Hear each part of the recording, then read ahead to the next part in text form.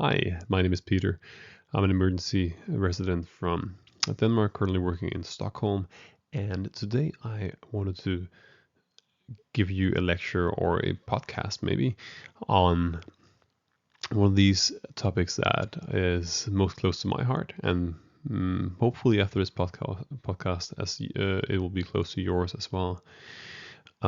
It's about compassionate care and how important compassionate care is in medicine in general, as humans in general, but specifically um, relevant for this audience, for emergency physicians. So I want to try to convince you guys that communication and compassionate care is one of the core skills that we need as emergency physicians in the modern Western emergency department. This is a podcast that I wanted to do for a long time. I've often talked about this topic, but I think this is the first time I've tried to sit myself down and try to go through all of this. For the Danish listeners and readers, I have made several blogs on this, and recently, as part of the preparation for this, we also did a Danish language podcast, which will soon be available on akutmedicinen.dk. So you can check that out, or as always, I always want to do this in English so it can potentially reach a broader audience. So that's why I'm doing this as well. Some of you guys have also asked about what this NNT equals 1 actually means, and that is my summarization of, in a nutshell, what compassionate care is, or what I think the purpose of any physician is towards our patients. It's one of our core, like if not the core thing that we need to be able to do. And NNT equals 1 is something that I haven't thought of myself. It's a term that I have from Ken Milne from the SGEM. And it relates to a quote that I will be quoting in this blog as well, from Bernard Lowndes' book, The Lost Art of Healing, where he asks a Siberian doctor about what is the purpose of being a doctor. And the Siberian doctor answers him that the purpose, according to her, is that every time you meet a patient, the patient should be better off as a product of your interaction. It doesn't mean that they each time get fixed. It doesn't mean that each time they are cured.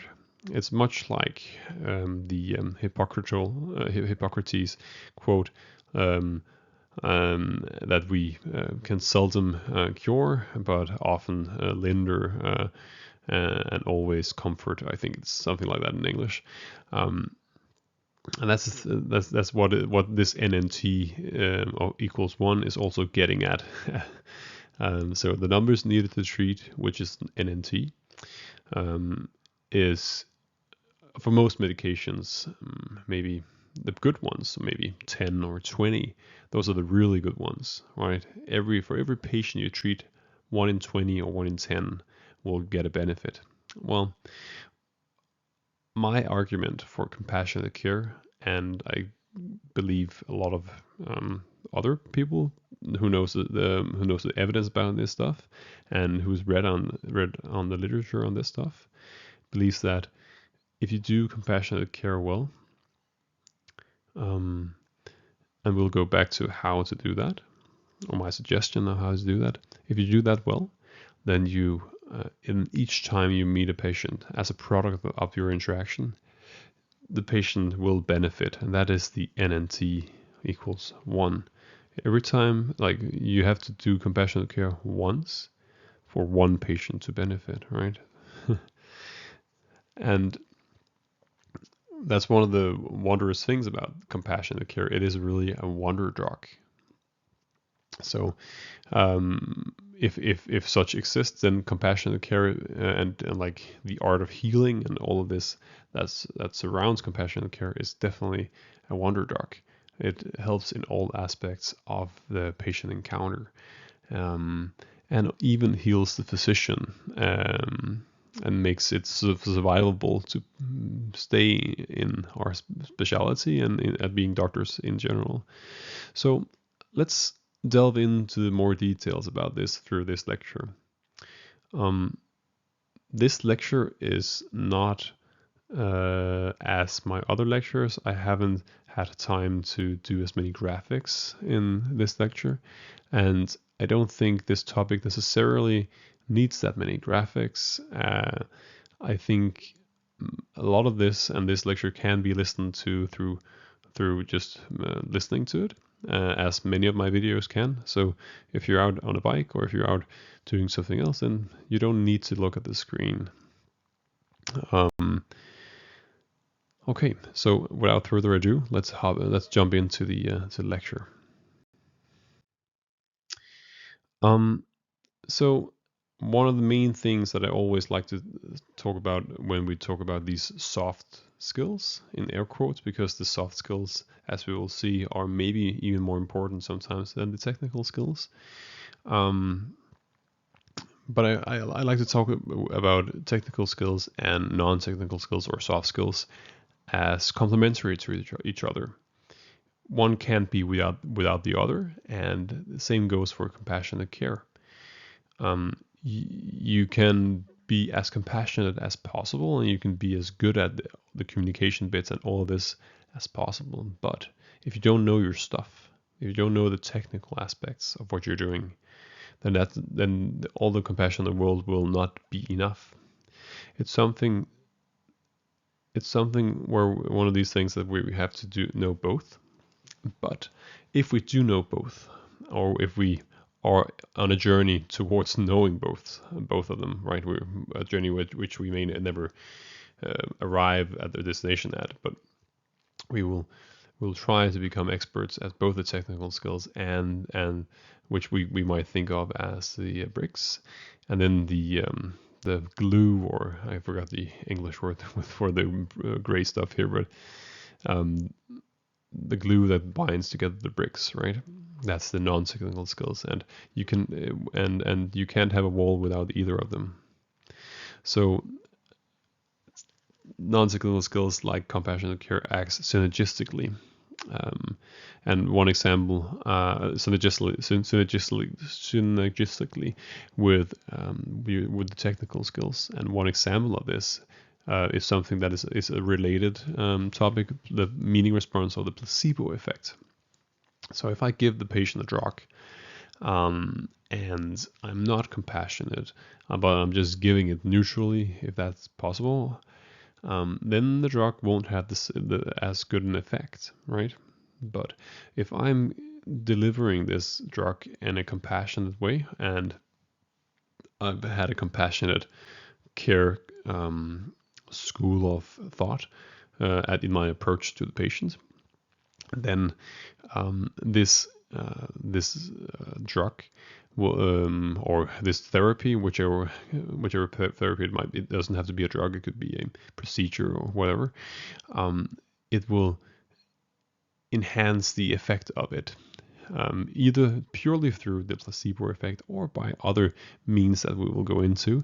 For instance, compliance by the patient, or the patient's empowerment of being able to self-heal because they got the information, they're reducing anxiety, and so on and so forth. So to become an effective emergency physician, we need to know the technical skills, we need to know a lot of the non-technical skills, and specifically we need to know compassionate care, because that's something that we will do every day, each time we meet a patient, and each time we meet our personnel. But we only delve into the meeting of the patient this time around. Okay.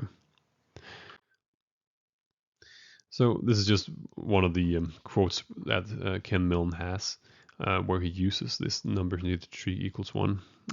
This is from his SGEM Extra podcast, The Danger Within Us, which is a great book, by the way. But I'll read up here that we have the opportunity to provide a numbers needed to treat of equal 1 to every single patient. We have the opportunities for every single patient that comes through that ED door to help in some way. And that doesn't mean curing, but it means caring for each single patient or person. And that's the essence, actually, because as we will see, trying to get the patient just one step further ahead, empathizing and doing some kind of actionable step to just try to, and that actionable step may just be listening and trying to figure out which step they could take, just one step further from where they are, and sometimes multiple steps, right? But that's the essence of this. As always, I like to just give you some references because what I'm saying is not the truth. It's my version of the truth, and I always like you to check out these great inspirational people that I have read and listened to, and from where I have a lot of my inspiration. So one of these really good sources are EM Cases with Barbara Tatham's powerful delivery of why we should give compassionate care, both from her own patient perspective, but also from an academical perspective. Then I always love Liz Crow, a social worker, I think, a PhD from Australia, who's part of the St. Imlands team and has been on SMAC several times. So check out her videos on SMAC. For instance, these, Where's the Love? There are several of them. And also her blogs on St. Imlands. They are really, really amazing. And she has this really well balanced way of talking about, for instance, burnout and our approach to pain and difficulty when we are meeting it as a physician or as healthcare workers. And she knows what she's talking about because she's a social worker, or was, I think, in a Australian intensive care unit for children, right? Seeing children die each week. So she's amazing to listen to. I highly recommend her. Another St. Imlands person is Rick Buddy, Professor Rick Buddy, an emergency medicine professor who also often talks about, who has talked about compassionate care as well. He has this blog, this is Smack Talk, and a couple of blogs about it as well. Casey Parker, also a guy who did the history of empathy, which is amazing as well. And I guess I'll highlight just a few more here because Rob Orman has this Stimulus podcast, which almost all of it is about these non-technical skills, and specifically compassionate care is a topic that often comes up in communication, and I will be quoting some of the things from his blog where he talks about compassionate care with the Dalai Lama's doctor, Barry Curson. Mastering Intensive Care, I have a couple of, this is a really good podcast as well that goes into more of the non-technical skills from an intensive care perspective, but often something that overlaps with our sphere of interest from an emergency medicine standpoint. And these blogs are specifically really good, especially the one with Wishmeyer. Paul Wishmeyer, I think, is really good at getting us at this compassionate care and why, as a patient, and this is really, really important stuff. Yes, Jim, as we just talked about with Ken Milne, is he doesn't really talk that much about compassionate care, but it's in the background, and he mentions it from time to time, especially in these extra episodes. And yeah, the waiting to be seen block is part of like the more academical reason for why we can cognitively understand why patients are in the waiting room and why it's not their fault. That's part of the mindset of how to get into the mindset of compassionate care. All right.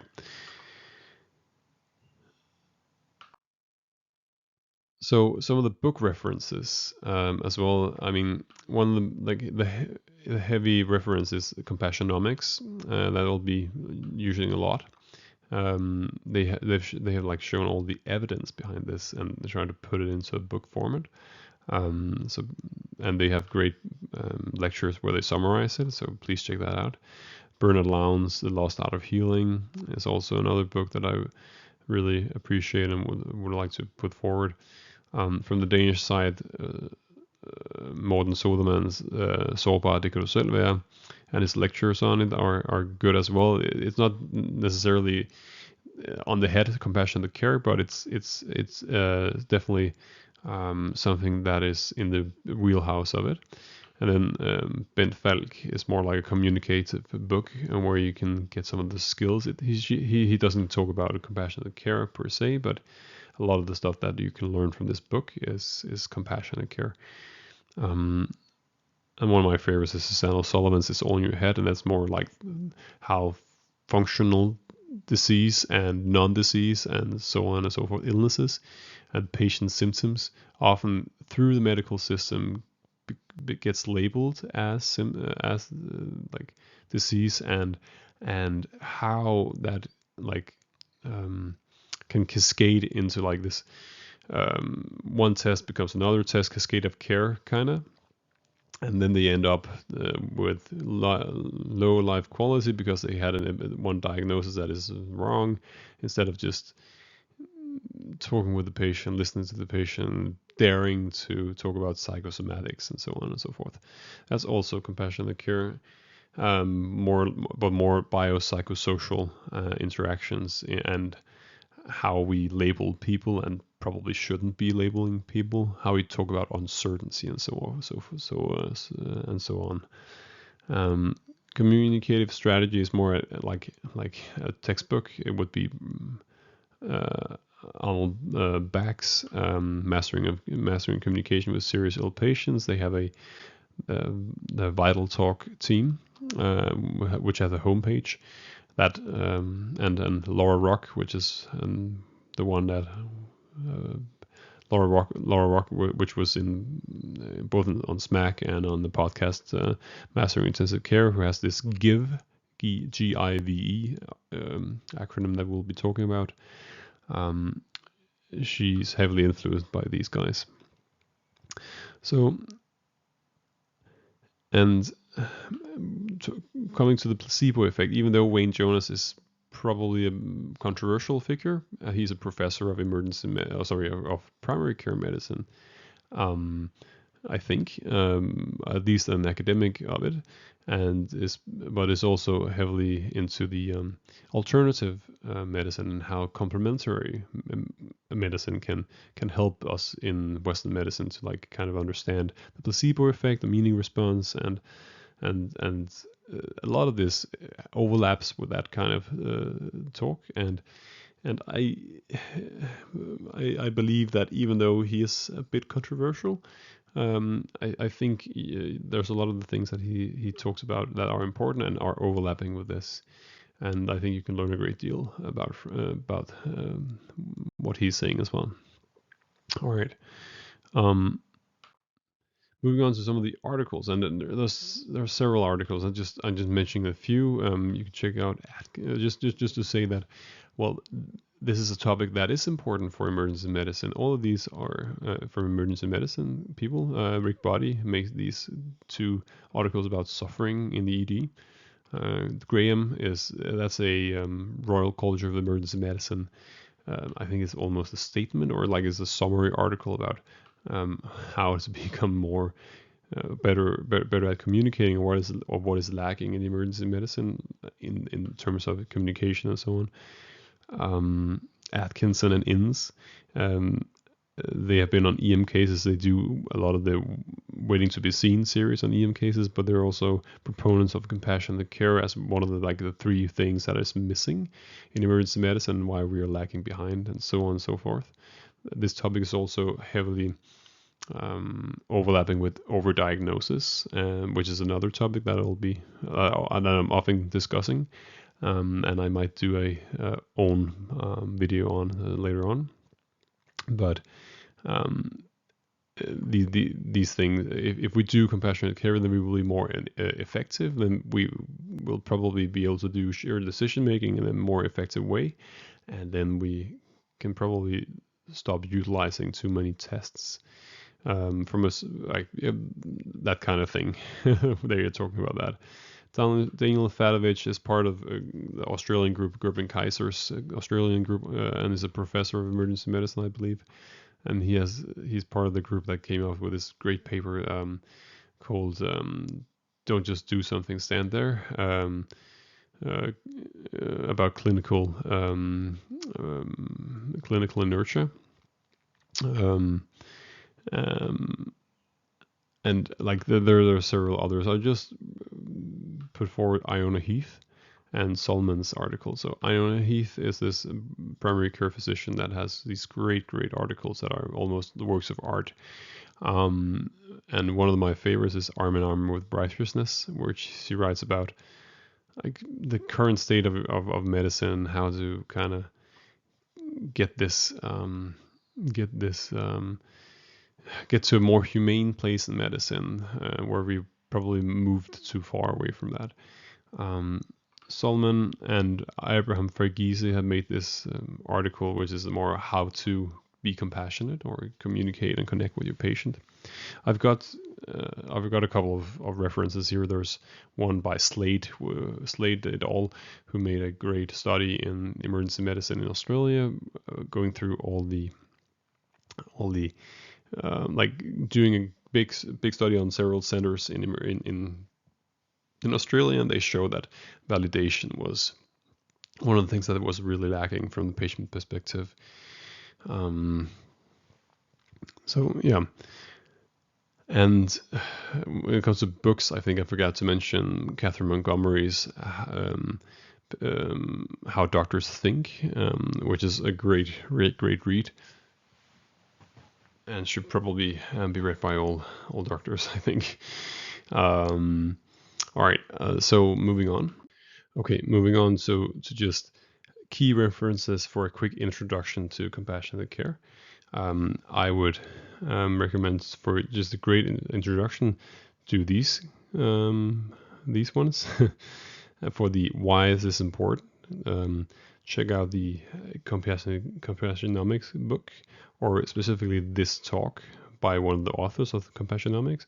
It's really just going through the evidence and their argument that this is important. We all know that this is important, but the evidence is here and is actually really important that we do it, not just because of the humane part, but also because of the evidence part. This is a good thing to do from both perspectives. Then I also think it's powerful to listen to, I always think it's powerful to listen to patient stories, but sometimes it doesn't hit home because they don't really always understand our perspective. So when we have a doctor who's also a patient, then sometimes it hits even closer to home, right? So here are just a few. There's several of these, but here's just a few that I like. Ron Audish's, and then especially Dr. Paul Wishmeyer's Master Intensive Care podcast, where he talks about how his life with IBD is, and when he several times a year, sometimes, but a couple of times during his lifetime at least, have been through the intensive care unit, and how it really matters. Everything that matters to him is which kind of nurse or doctor he gets, because he knows that will be part of the healing process, and how fast how good his day will be. I forgot to mention, of course, Barbara Tatum, but I already have her here. How she describes staying in the ED as a patient, and how some things just it goes over our head if we don't know the patient perspective, and how important this compassionate care, how much it means just in the moment, but also as a prognosis, like what lingers, what kind of feeling lingers afterwards. That's actually what we can influence through compassionate care. All right, and then how to, and if you like, there's lots of how to about this, and there's lots of meaning, like lots of opinions about this, and And during this lecture, I'll do a how-to, but through my subjective, this is what works for me kind of lens. And but this is just some of the things that where they give you some pointers of how to do this. All right. I have made several references about this topic where I may either almost mainly talk about it or partly talk about it. And in English, this is the video which I've made about more like a probabilistic thinking, which also is overlapping with this, I believe. And in the Danish version, and then my communication blog in Danish, and this big blog in Danish, NNT equals 1, especially the part 2 and 3 are compassion and care and how to. All right, that's all the references, I believe. Let's go into the meat of the lecture. So, what is compassionate care? I kind of know that you know what this is, because I know that a lot of us learned this in school, in med school. At least maybe the last 10 or 20 years, there's been a change in the medical school systems a lot across the world. At least it's a change that is still happening, but it's something that has come into the curriculum much more than it used to. This focus on communication, focus on how to like listen attentively or active listening, how to like use nonverbal cues, and so on and so forth, how to listen to nonverbal cues from patients, and everything, like how to have good patient rapport, as I think it's called in the United States, or a good alliance with the patient, so on and so forth, right? We kind of know all of this stuff, and we kind of think that we do it all the time, and I think a lot of us actually do it. But there's a difference from when we learned it in school, and maybe just in a few lectures, there might not have been too much emphasis on it, but at least there is something right now in most schools, I think, about it. But when we get like everything in medicine, it has to be repeated and repeated, and has to become part of the culture as well when we go into the clinic, right? And a lot of us may have experienced that there's a discrepancy from what we should do and what we are actually doing in the clinics because of lots of factors, right? But what we if the things that we learn in med school is not manifest in the clinic because of culture differences, or because of we learned a lot of things in med school, but not all things were equally important. And if this also is like, well, we know we probably should do some of these things, but if there's no emphasis on how important it is, then it won't like be taught in the clinic. It won't be emphasized when we are measuring what we should actually measure for quality of care, right? Then we're measuring all kinds of other stuff that we think is important, but it probably isn't, right? So I think it's important to emphasize that compassionate care now, like through this book, like for instance, through this book, Compassionomics, has a very, very broad and very good evidence base. So it's not just something that you should be doing, or you could be doing. It's something that we should be doing. And it's something that we should be doing on the same level as knowing a lot of the other stuff, like you give acetylic salicylic acids to heart attacks, right? It has kind of the same level of importance, if not more importance, because this goes into every interaction that we have with patients.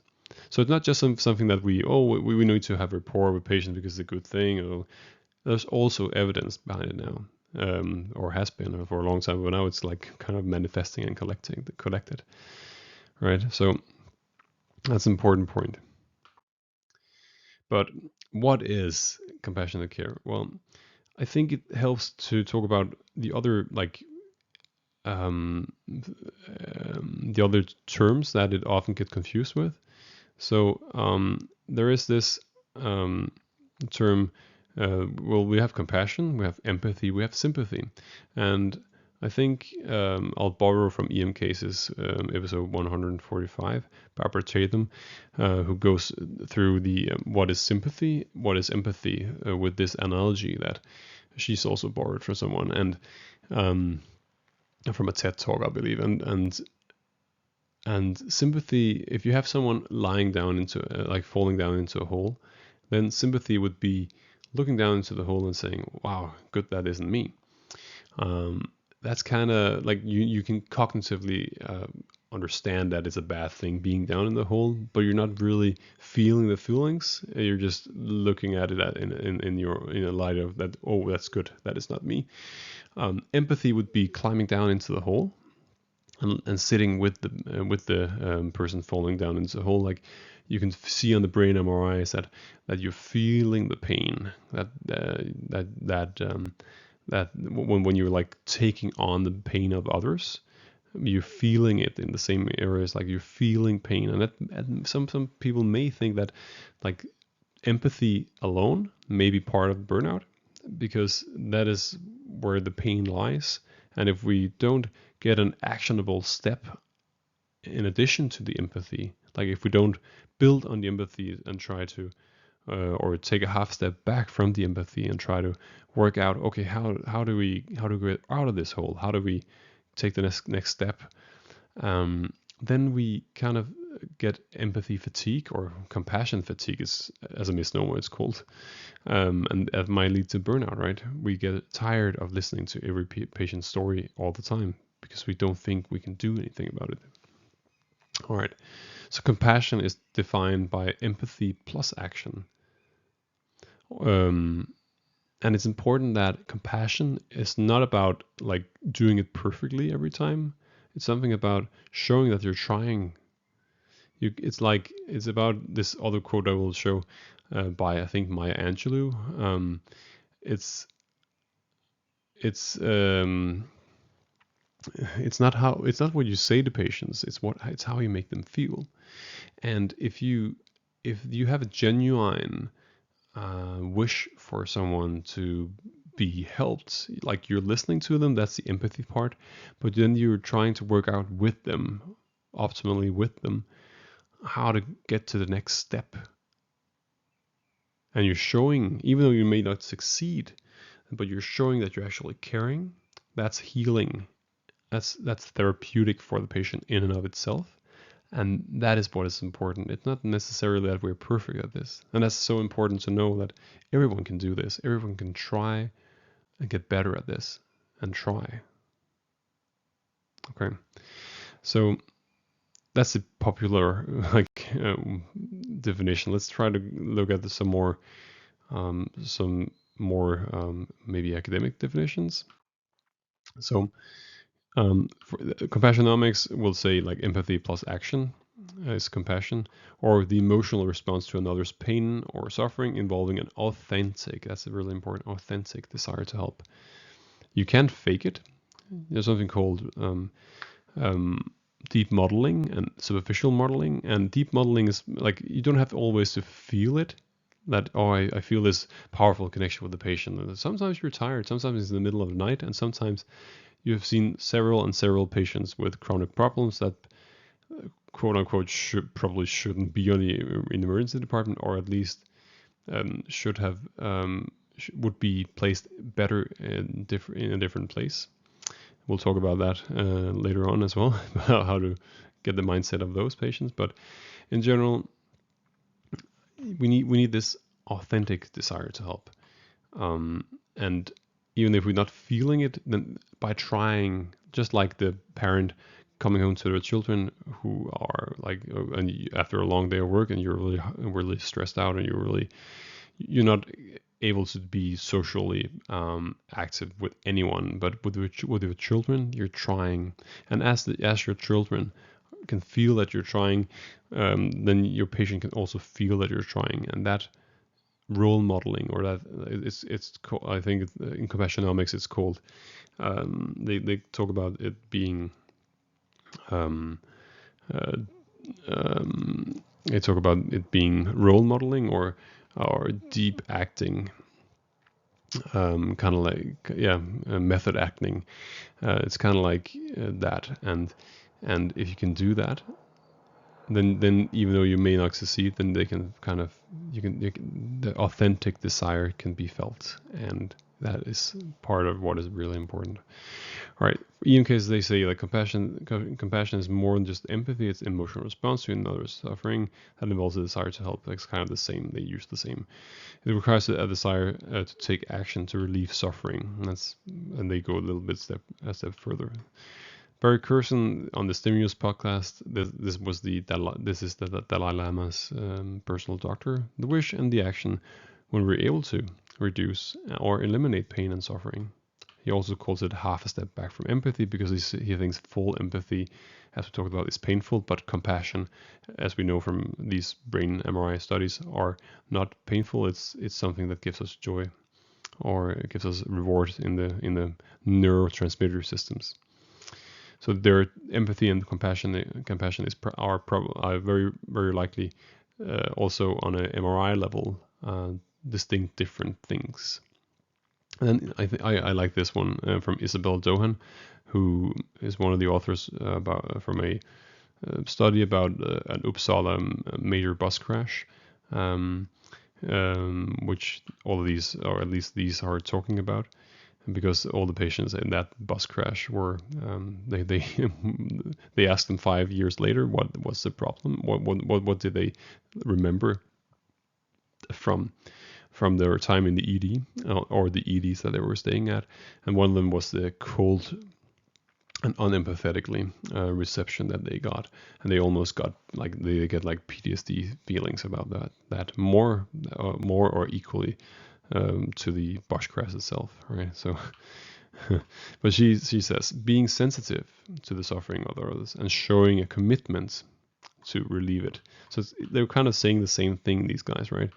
So what they're saying is that there's 2 steps, right? There's the first step where we try to sit down with our patients, try to understand and listen and empathize and validate what we're hearing.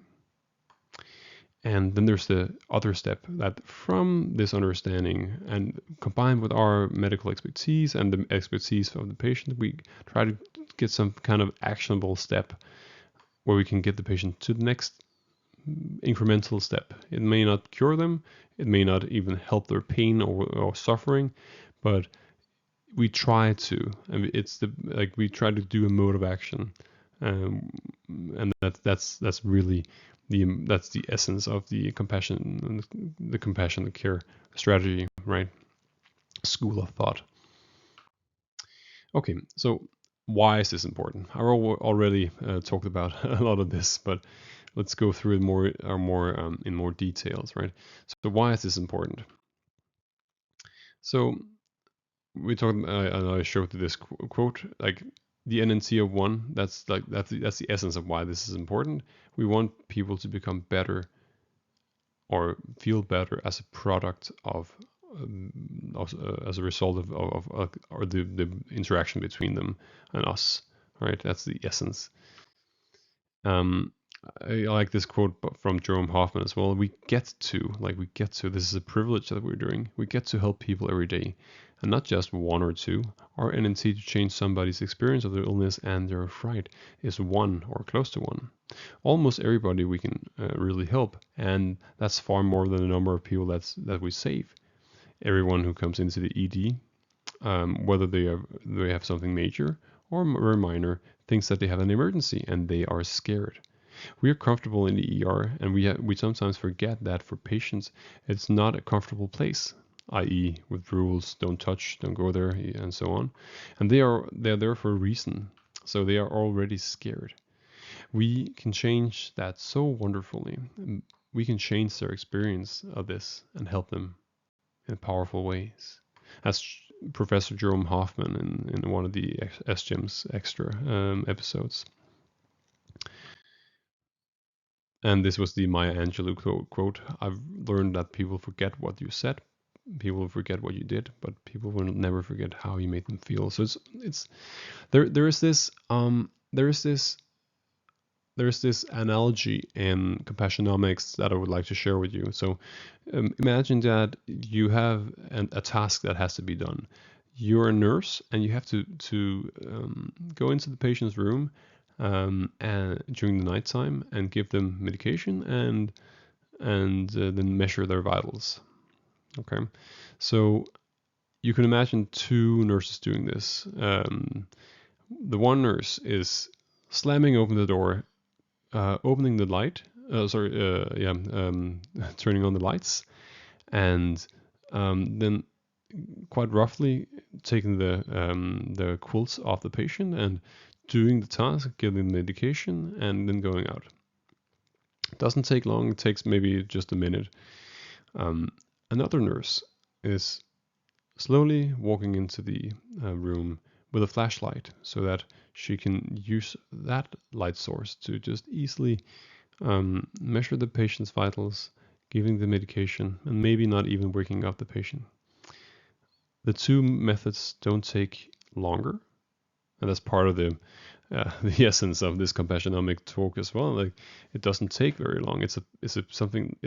There are cues throughout the patient journey that you can use, and using just one of them or several of them, I mean, it doesn't take long, and we'll come back to that.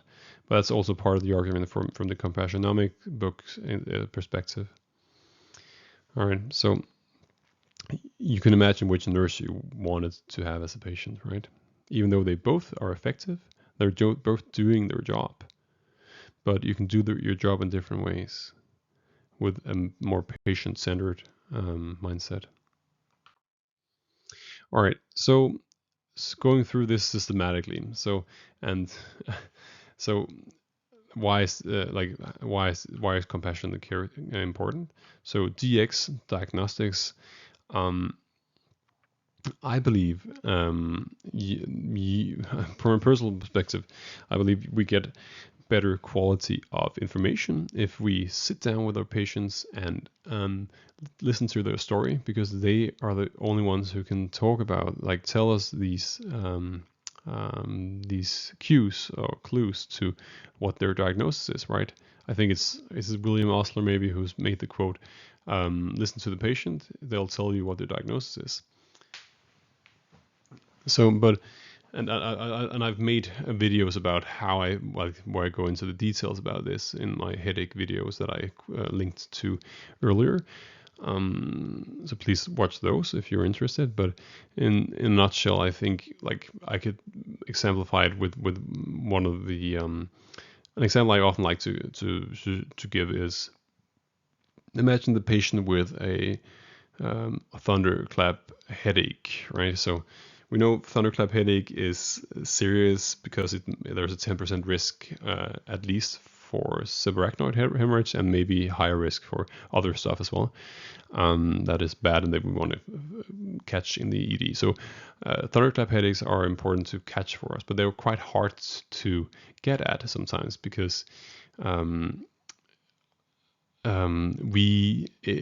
have two criteria, right? It has to be intense and has to be abruptly occurring, and abruptly is usually defined within seconds or maybe minutes.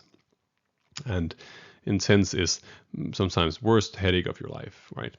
So it's very easy to, what I would say, lead your victim, which is like some of these books on diagnostic communication would call it, if you use two specific questions too early in the conversation. So if I just go right for the right for the money, so to speak, and just say to the patient without hearing their story or hearing them explain how they came to the ED and so on and so forth, then I'll just ask, did it come fast? And because that's the one criteria, and was it really intense? Like, was it the worst pain of your life?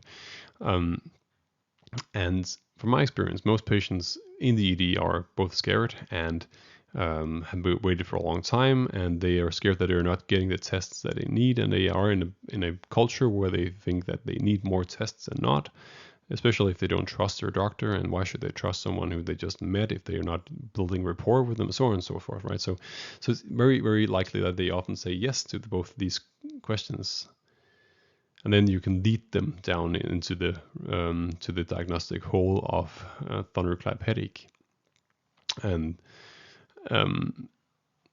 another, just going on that analogy or that case, another thing about diagnostics when it comes to this case example is that sometimes when you listen to patients, they will not say, "Oh, it wasn't that serious." If you have your stoic patient, right? Like, imagine if you have your male, sometimes male, it can also be female, but just in my experience, if sometimes like a male from a population that usually doesn't come to the ED for no reason, right? Or they don't come there ever. They don't seek healthcare advice ever, right? So if you go and look in your chart before going into the patient's room and they don't have any charts, and it's not because they're from out of the country or out of the area, it's because they don't seek medical care. If they happens to be in your ED for headache in the middle of the night, even though they tell you, oh, it came abruptly, but it wasn't that bad, then you should consider working them up anyway as a thunderclap headache, because even though they say they have a NRS of 2 or 5 or whatever, they don't usually seek attention or seek care for this kind of headache, right? So and the opposite goes as well. If someone who seeks every time, right, like who has like 20 pages of charts, and when you look up their chart, and they have several charts but never really any specific diagnosis, then there's a guy called Kurt Krunke who's made a lot of evidence about this. Then probably they have a lower risk of what they are presenting with today is actually the thunderclap headache, right? We shouldn't discard what they're saying, and they are having the pain. That's important. Like, pain is subjective, right? But they may not be thunderclap headache, and we and this is where it ties into overdiagnosis, right? We don't want to work up people that we don't think have the symptoms, right? Because then there will be screening, and then there will be overdiagnosis and cascade of care, and not actually helping them but harming them. Then we're back at this numbers needed to treat equals 1, right? So this is a balance, and this is a skill, and this is an art. But that I believe these two analogies about subarachnoid hemorrhage or thunderclap headache, I believe, are good examples of why diagnostics can improve because of compassionate care. Because if you do get the quality information from them by listening to them instead of leading them, then yes, then I believe that you are in a higher likelihood of getting the right result and the best result for the patient, which is the most important. All right. I do believe that diagnostic wise as well, if you do build the alliance, then it's easier to do your shared decision making, and also then you have easier getting the patient the right diagnostics, right? They don't I require an MRI. I must have a CT. No patient wants a CT. No patients want the MRI. They want to be pain free, or they want to be without and oftentimes they cannot be that. They want certainty, and we cannot give them certainty even if we give them the CT scan, right? So that's Jerome Hoffman has this fiduciary talk where he talks about how we healthcare workers have this responsibility, because we became doctors, to actually sit and talk with the patient and actually do what's best for the patient. And by having this conversation and not just giving them the CT scan, that is part of the compassionate care. That is part of us doing something for the patient, even though they want the CT scan. And I often tell them, as Jerome Hoffman also, I could give you the CT scan. If I didn't care, I just give you the CT scan, and then it'll just be done with this conversation, right? But I do care about you. And that's why I'm having this conversation with you. And that I think is an important point, because having the conversation with the patient, even though it takes a few more minutes, that is important. And that is compassionate, because we want to help them, right? We know that the CT scan will not help them. If we can discuss it with them, like in the shared decision-making fashion. We'll come to how to, but that's just some examples of like how diagnostics can become better. There's one single point more, and that is the literature tells us that probably we will do much less medical errors, like cognitive biases, and medical errors wise. And it might have something to do with going the extra mile for the patient. We're not for details. Try to look up the sources that I've mentioned, but especially compassionomics. But that's kind of the diagnostic part, right? So there's definitely diagnostic ground to win here. Then for the treatment part, there might be even more, right? So we already talked about the meaning response and the placebo effect, which might be encouraged by being compassionate. It's not the only thing, because meaning response is a lot about expectation and so on, but it's definitely a part of the compassionate care thing. All right. But we also think that so treatment becomes better, and it's also better in measurable ways. Like if you have a compassionate doctor, you will have better blood sugars, for instance. You will have, if you're diabetic, so on and so forth. It might have something to do with the like mind-body thing of patients. Like if they're more comfortable or more in general, like they know that you have a doctor who thinks about their health and so on, who cares, then that induces healing, right? That induces healing in them, and empowerment of healing in them, and self-reliance and so on. So we don't know exactly how, but a lot of these things are multifactorial and overlapping with other things. One of the other things in therapy that we might think is the reason why it's compassionate care will help is the adherence. Like a patient who understands their information is more adherent to the therapy that you're describing. They believe or trust you, and that's why they'll be taking it. Also because you explained why. There's also the reduction of pain, which I've talked about in our videos, like the sitting and listening to the patient and trying to get them to the next step, even though even though you give them a placebo pill, even though you give them a sugar pill, then doing all of this helps with the pain, right? And that is important. It's also important to notice. I haven't mentioned this before, but this is kind of the zero-sum game. But if you do the opposite, like what Bernard Lown would call them words that maim, like if you say, for instance, if you came in through your primary care physician, and he wanted you to come into the ED, and you as an ED physician just, that's typical them. They don't know anything. Then you're kind of burning bridges here, and doing so that trust is declining between you and either the patient says, oh, that's true, or they say, no, you're wrong. Either way, you're losing, right?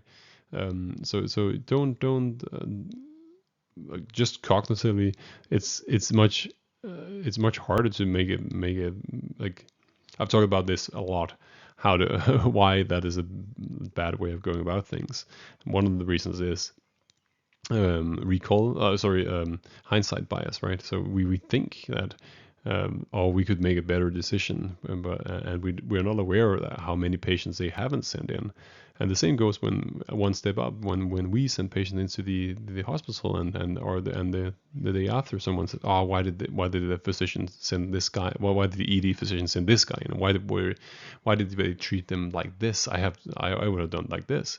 Well, we have the benefit of like the guy who meets the patient afterwards has the benefit of time as a test, and so on. There's lots of cognitive like causes for why it's a bad decision. But just from compassionate care perspective, it's a bad decision to to smear your or to badmouth your colleagues, because it will reduce trust in the system for the patient, and it will reduce trust for the patient, unless they're doing something obviously bad, and almost never that is the case, and the patient has to go back to that doctor as well. So it's, yeah. I think I made my point. All right. Therapy wise, there's one more thing as well, though. So Morten Soleman, professor of infectious medicine in Denmark, in Odense, I think, he wrote these books that are free to get, and does these lectures called like about being vulnerable, and saying that the patient is vulnerable, but actually it's us as a system that is vulnerable, and making the patient vulnerable through the system. And he talks about, like, all patients have these dinner plates that are in a cupboard, and every time we see a patient, if we handle them in a bad way, this is my understanding of his analogy. If we handle them in a bad way, or maybe the patient has collected these through life, like these plates, they kind of stack up, and sometimes at some point they will just some poor doctor will ask the patient about like all of these compassionate care things, and they will just talk for hours, or talk, and just be, all the place will be crashing into your head. And that's maybe part of the reason why people don't want to do all of this compassionate care, or actually listen to the patients, or give these open-ended questions to the patient, because they're afraid that it will take too long to listen to them. And, well, every now and then you may meet a patient where it does take a long time, and that may be one of these patients where there's a lot of plates, right? And if that's maybe what they need, and if we all took our time if we all felt the responsibility to just get some of the plates out of the cupboard, or not put so many plates into the cupboard in the first place, by doing words that maim, then probably by doing words that maim, but also by giving diagnosis that they shouldn't be there, or we're not communicating well to the patients, or so on and so forth. Then if we took some plates out, or didn't make up plates, then there wouldn't be so many in all patients' cupboards. It's kind of like the medical lists, the medication lists. In Denmark, it's the responsibility of everyone. Also the primary care physician, also the emergency physician, also the hospital doctor, also the specialist, everyone, to make sure that it's up to date, right? And maybe it should be the same with these things, that these plates, these emotional and like this baggage that the patient is carrying, we should probably, by listening and by doing what we should do as a doctor, then we all have a responsibility to get some of the plates out of the cupboard every now and then, so it doesn't accumulate too much. All right. I think that's enough about the treatment effects, but there's lots more. Prognosis wise, we talked about the bus incident in Uppsala in the early 2000s, and where a lot of people develop PTSD, but it doesn't have to be a bus accident. It could also just be visiting the ED. And I think the Compassionomic people, the persons behind the Compassionomic book, they made a study where they showed that a lot of patients actually do have PTSD after being in a emergency room, especially the ones that are going to intensive care or have a really, really bad problem, but not necessarily. And they show that doing the compassionate care intervention would reduce significantly. Just I think it was just some student they had. It's just stay at the patient's bedside just and for 30 or 60 seconds before the entire team were doing their thing in the resus bay. They just said some standardized compassionate thing, and then they could show that there was a significant reduction of PTSD just by doing that, probably. So, but more just to say that the suffering of patients in the ED, no matter whether they have a difficult or dangerous time sensitive condition or not, is real, and we don't if we don't acknowledge that by validating it, and if we don't help them with that, then we are effectively producing a lot of PTSD or a lot of anger towards us, for everyone who's going through the emergency room or emergency medicine department, because a lot of patients are going through there. All right. Then there's the thing about burnout and sustainability. So the Compassionomic people will tell you that by reducing, like we in school, we would think that high compassion or too much empathy is a bad thing, and maybe too much empathy, but not too much compassion, right? So as we talked about in the beginning, so too much compassion. If that hypothesis would be right, then like the too much compassion would lead to burnout because you're too close to the patient and you're taking your patient's problems home with you. Well, then you would think that all the most compassionate physicians are the ones that would burn out, and it's actually the opposite. The ones that don't have compassion are the ones that has the highest amount of burnout. And here we come into one of the issues with the literature, that sometimes it's association, and that might be association, right? So maybe what is the hen and the egg here, or chicken or the egg? Is it that compassionate physicians or non-compassionate physicians are more prone to develop burnout just because of their traits, or according to the Compassionomic guys, it's a causal, so it's a causal relationship and not just an association. But listen to them for more details on that. Then, of course, it's more effective and in a system for a system as well. And why is that? Well, it's less expensive if patients are compliant with the treatment that they should take, provided that it actually works and it's not harmful.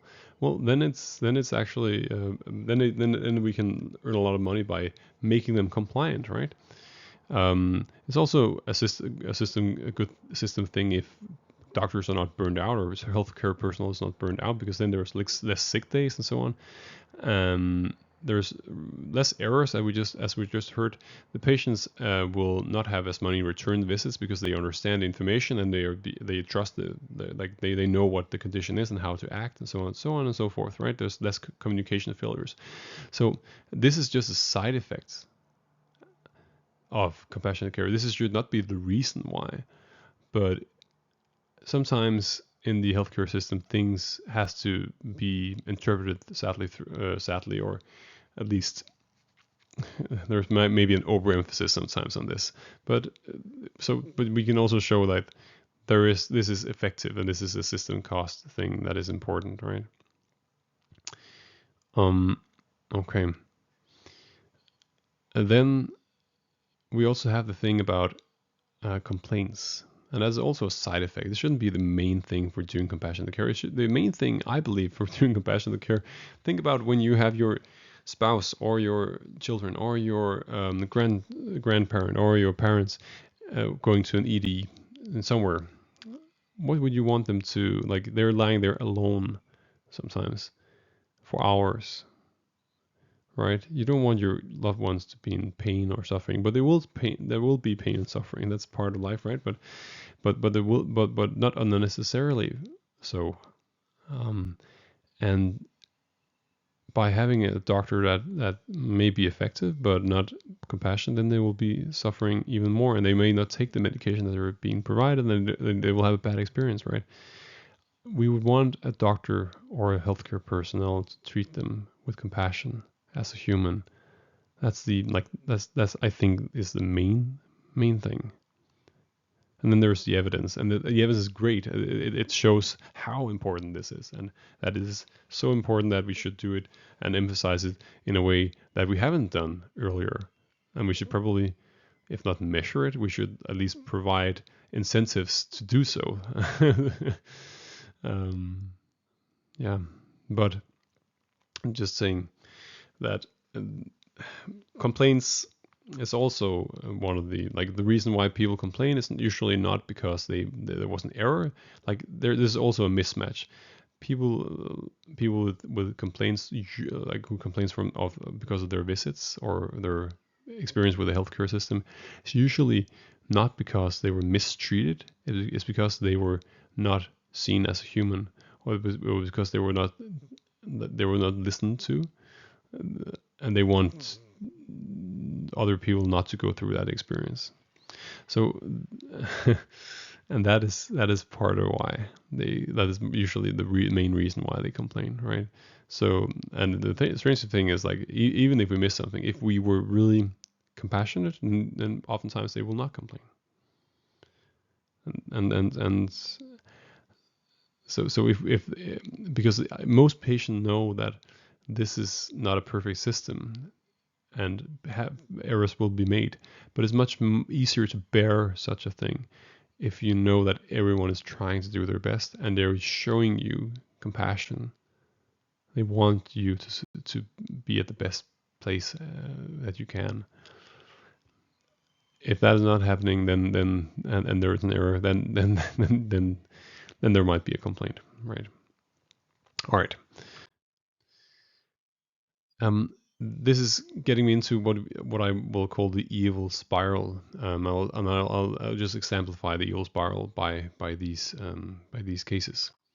Oh, sorry, by these quotes. So Bernard Lown says, our healthcare system is breaking down because the medical profession has been shifting its focus away from healing, which begins with listening to the patient. The reason for this shift includes a romance between mindless technology, which is embraced in large measures as a means for maximizing income, since it is uneconomic to spend much time with patients. Diagnosis performed by exclusion, which open floodgates for endless tests and procedures.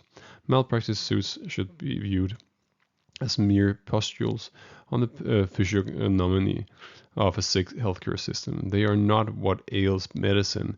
In the United States, they are a consequence. The medical care system will not be cured until the patient once again becomes central to the doctor's agenda. I like Iona Heath's way of putting this as well. We waste effort, money, and time collecting data and pursuing quality targets so that we have less time to listen, and we are at risk of losing sight of the suffering human subject, and we risk destroying quality in our attempt to measure it. And the last one from EM cases from I think it's Dr. Atkinson and Innes in the crowding lecture or podcast, saying overtesting contributes to overcrowding. The more crowded it gets, the less time we spend with each patient, and the more likely we are to order tests to make up for the poor history and physical, which leads to longer lengths of stay and backed up lab and radiology departments. While some patients may say that they have come to the ED for a test, a thorough history and physical with a clear explanation of your assessment often is more effective in satisfying the patient than rushing through your assessment and ordering a test that is not necessary and may lead to iatrogenic harm. So this is just to exemplify some of these like evil spirals that might occur when we're not being compassionate, because we may be chasing our own tail,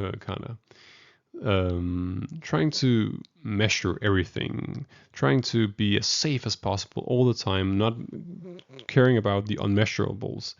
And not taking the 2 minutes to listen more attentively and being present with the patient, but instead ordering the tests. Sometimes that could be an effective strategy if there's a high signal to noise ratio, if it's a STEMI, and so on and so forth. That there might be more reason to doing that, but most of the time there's not that much reason to doing that. And we actually it takes more time to do these things. It takes more energy. We're producing a system that no one actually wants. with good intentions, because we want a safe system, we want a more effective system, but these are not the measures that we should be looking at. So by measuring, by doing more technology, by doing all of these things, we may inadvertently produce a less effective system. That's my case. That's my opinion, and I believe these people's opinion as well. And we can only break this evil spiral by being compassionate and using some of the strategies that I'll show you, because then we won't accumulate all of these problems for ourselves. We will be, and at least 9 times out of 10, I think we would give the patient what they actually need, instead of providing them tests that usually harm them more. All right, and we're talking about all of this, and this is all great, and compassionate care is a wonder drug, I believe, just like exercise and not smoking and so on, right? So there are a few wonder drugs in medicine, right? But there are some caveats or some things that we also need to talk about. So we talked about like some of the evidence, some of this is associated, well, and some of this is more like a lot of this is causal, but I know when you listen to the EM Cases podcast, I know Anton Hellman also is a bit skeptical about this, and I agree sometimes that this may be an association more so than a causal effect. I think a lot of it is causal, but some of this may be association, and that's why I think we shouldn't hang our hat only on the evidence.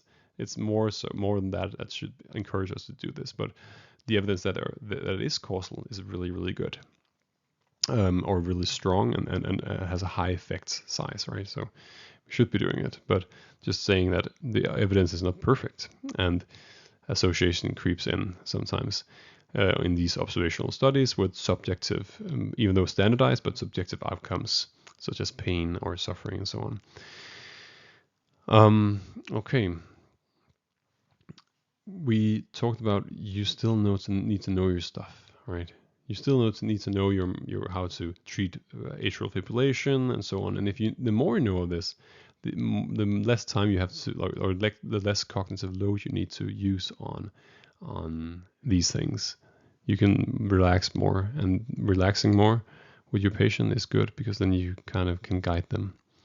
So compassionate care may be a bit more difficult for the novice, even though I think compassionate care is something that everyone can do. It may be a bit more difficult for someone who just came into, or maybe it's the opposite, right? Maybe it's because, well, sometimes, at least if I'm new in a department, new in an area, or in an area where I don't really know what to do, then sometimes I just use what I do know, and that's, for instance, this compassionate care, and being honest with, I don't know what we're going to do, but I'll ask someone about it. That's also part of like being honest with what you know and what you don't know. That builds trust as well. So, but we need to know our stuff as much as we can. Then there's this important concept in emergency medicine that like if everyone could get one doctor all the time, then there wouldn't have to be any triage. But triage there must be, because we usually have a like 20-1 or 40-1, at least here in Sweden, ratio of patients to doctors in ED, and we need to. So when we also have to weigh the patient in front of us with all the patients in the waiting room potentially having time critical conditions. So there is we using compassionate care doesn't mean that we give up on looking for time critical conditions or prioritizing the most sick. It's just that we don't have to use so much time on the compassionate care. We don't maybe have that much time on a busy shift to use on the compassionate care. But as we'll show, compassionate care cues or opportunities for using compassionate care is all through the encounter and both in the resource bay, but and everywhere else in the emergency department. So it's not an excuse at all. It's just we have to sometimes to temporize it, right? The amount of time that we can sit with the patients. And that's okay if they know that we're trying, as I said earlier. If they know that we're trying, then that's probably most important and enough. And so when you are in the resource bay, like doing that, like just saying, hey, hi, a lot of things will be happening soon. I'm your doctor, and I'll continue being your doctor all through the visit here until I will like bring the balance on to either another doctor or the department if you are admitted, right? Or if you're assigned home. We can't talk right now, but there's a lot of, but I'm here, okay, and we'll talk later. Now there will be a lot of things happening, and I'll explain later. So just that's, it doesn't have to take more than a few seconds, even in the resource page. Just put the hands on the patient and say some of those things, right? All right. So these are things like the critical time conclusions and compassionate care is something that can happen in parallel. It's not either or, it's both at the same time. We talked about that we have to try and often fail, or it's the trying. This is not something that we know how to do. It's actually a choice. Being compassionate is a choice. It's not something that we're just born with. Some maybe have it easier than others, but it's not something that we were born with and just perfect at. It's something that we're trying in each interaction to do. It's a school of thought and an approach, and it takes time and trying and to do it, right? And you don't have to do everything at a time. It's the method that is important, right? And the school of thought. Also, we talked about it's a zero-sum game, right? So you can definitely there probably is a neutral ground where you don't do either compassionate care or the opposite words than maim. But I think that if you're not, most people, or most situations, even me, or me as well, like if you're not trying to do compassionate care, sometimes you're doing the exact opposite. If I'm not giving the patient a blanket, or if I'm not listening to them, then I'm not listening to them, and that's the exact opposite. That will be a nocebo effect. That will discourage trust. That will then I will miss things, so on and so forth. Right? So I think it is kind of black and white whether or not you're doing this, and that's why I'm saying this. It may be a zero-sum game. This, if you're not doing this, then what are you doing? Then you don't, as I said, don't have to do all things perfectly, but you'll have to try. That's the aim. And of course, it is so. I'm not. It's not like tribalism. I don't think we are better than other physicians. We have different environments, and we have different, in the ED, different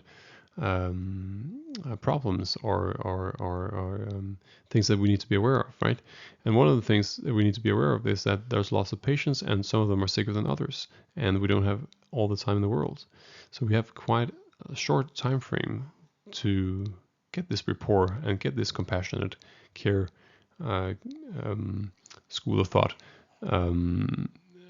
with the patients, right? We have to establish rapport in quite a few moments where other physicians may have longer time. Not saying it necessarily is harder. It probably sometimes there's a reason why we chose emergency medicine. Is maybe because we are good at it or we like it, right? But it is.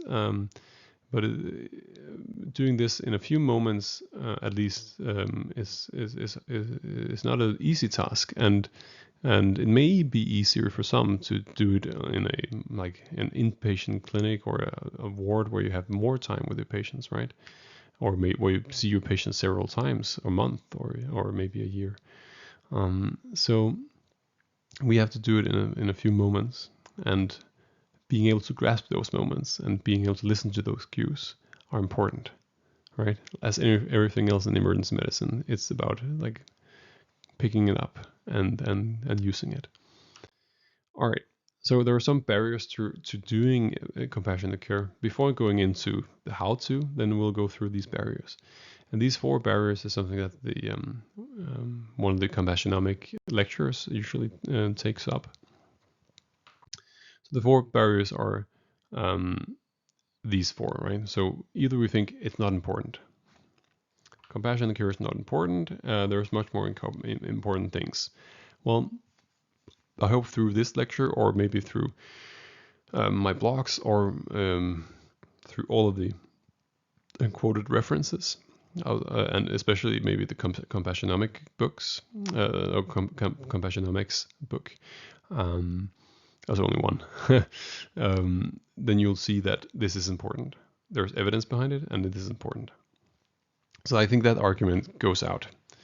Then there's I don't care, and then that's probably just you're burned out. If you don't care about this, you don't care about, as I said, this is more like a core medical thing. It doesn't have to be anything about evidence. Just leave alone the evidence. Like, this is a human thing, being able to reduce suffering in the patient where you actually where you see it.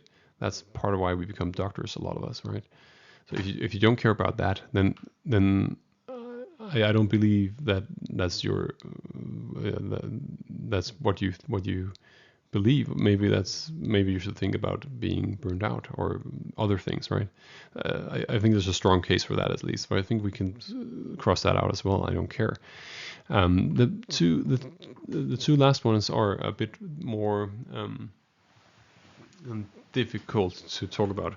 And I guess let's if we take the first one, right? So time, right? So I don't have time to do this, and the quick answer is, it doesn't take a lot of time to be compassionate. It's something that goes through the entire journey. Like, you don't have to do all of the things that I'll show in the how-to. You can do some of them, like laying on the hand of the patient, and validating their suffering.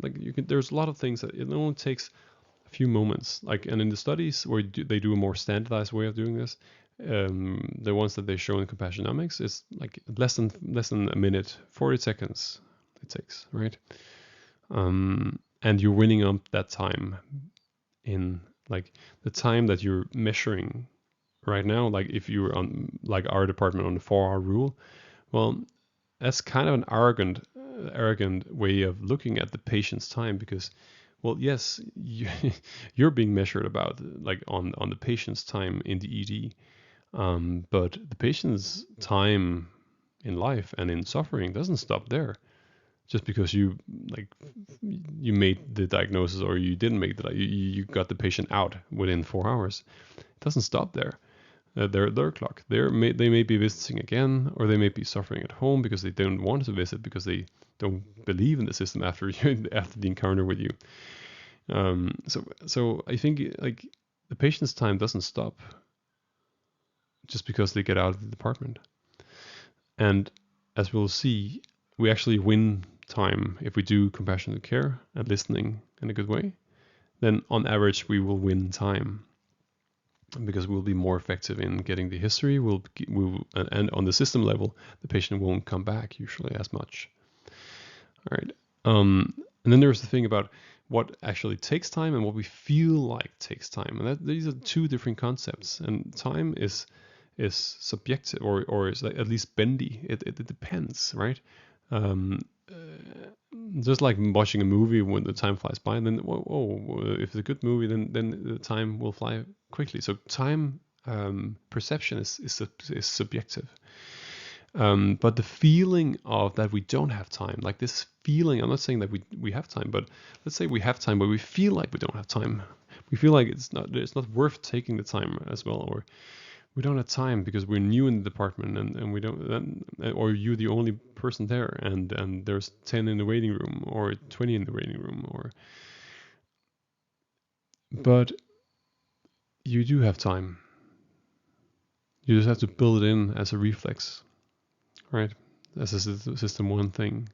It could be laying on the hands on the patient's shoulder, or just small cues. You don't have to do everything all the time, but the problem is, if you think that we don't have time, then there isn't time. Then that kills compassion in the studies. That kills compassion. Okay.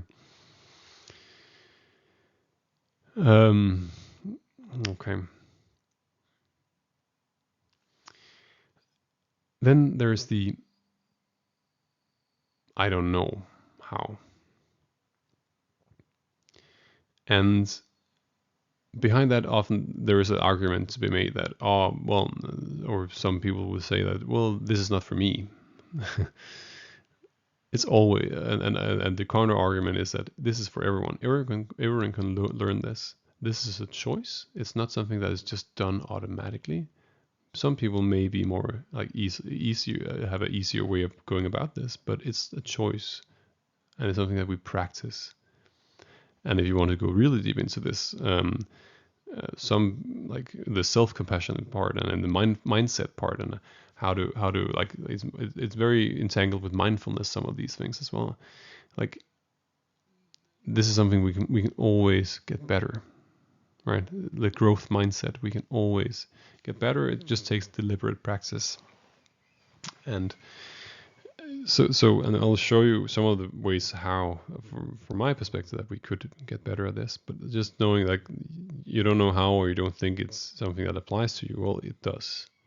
Okay, and it's our responsibility as physicians to show compassion, also, just like it is to know the stuff in the medical books or studies or guidelines.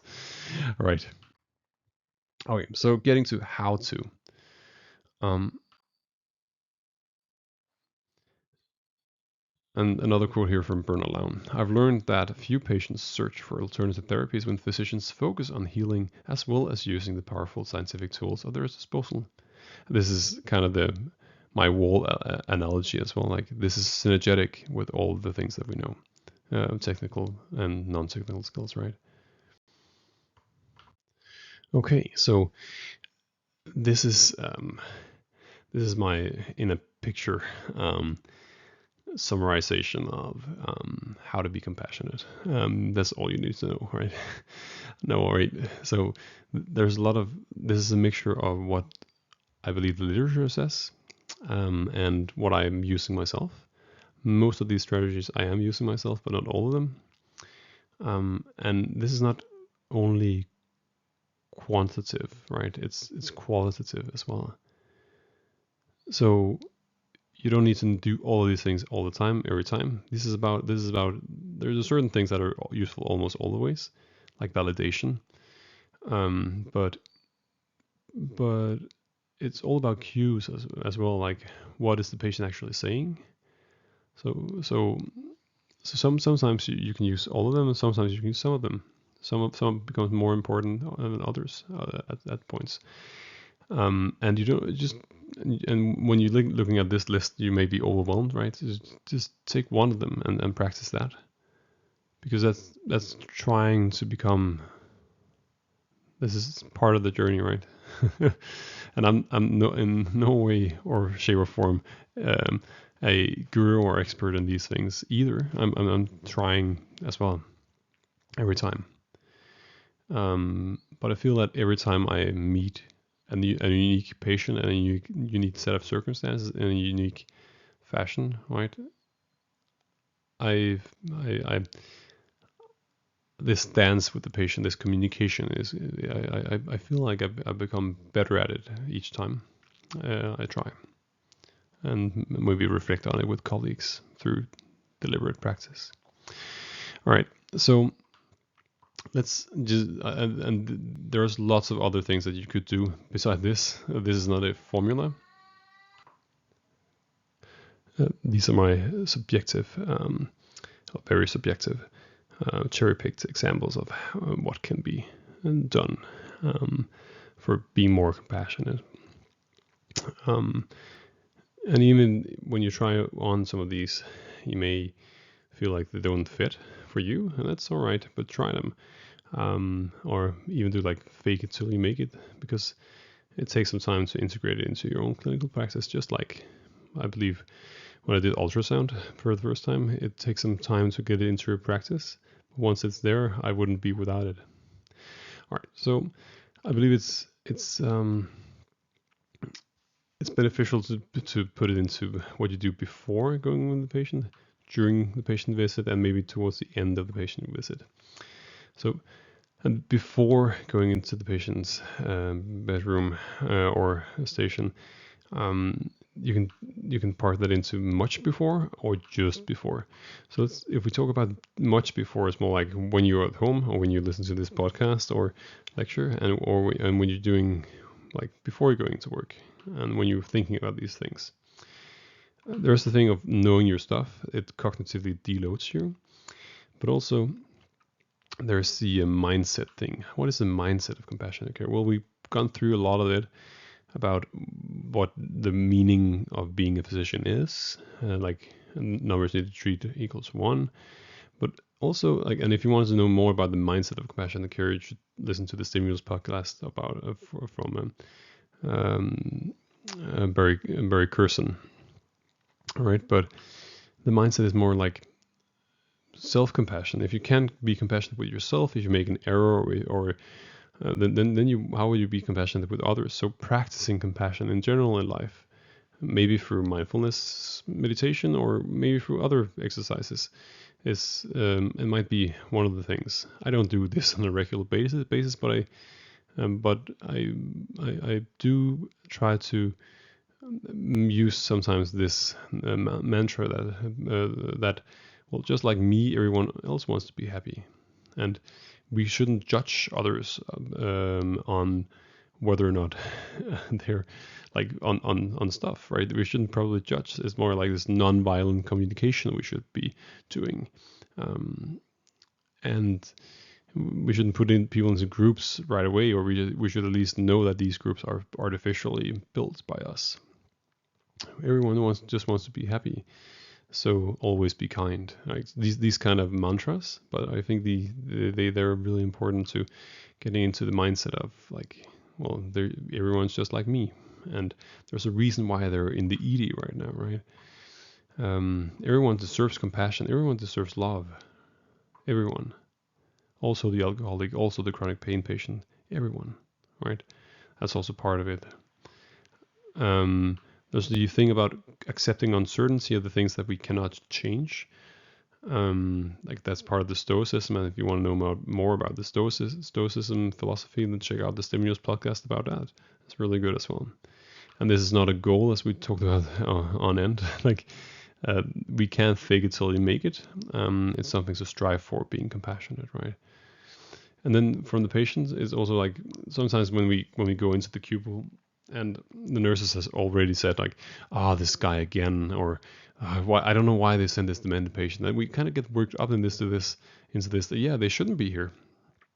But I think it's more important. Like they are here, and they're human, and this is not by any means easy in the middle of the night when you have a lot of like room full of patients and another like elderly patient come in from a nursing home without any knowledge or anything of why, and so on and so forth, right? But what we should know is that patients are always suffering in REDs.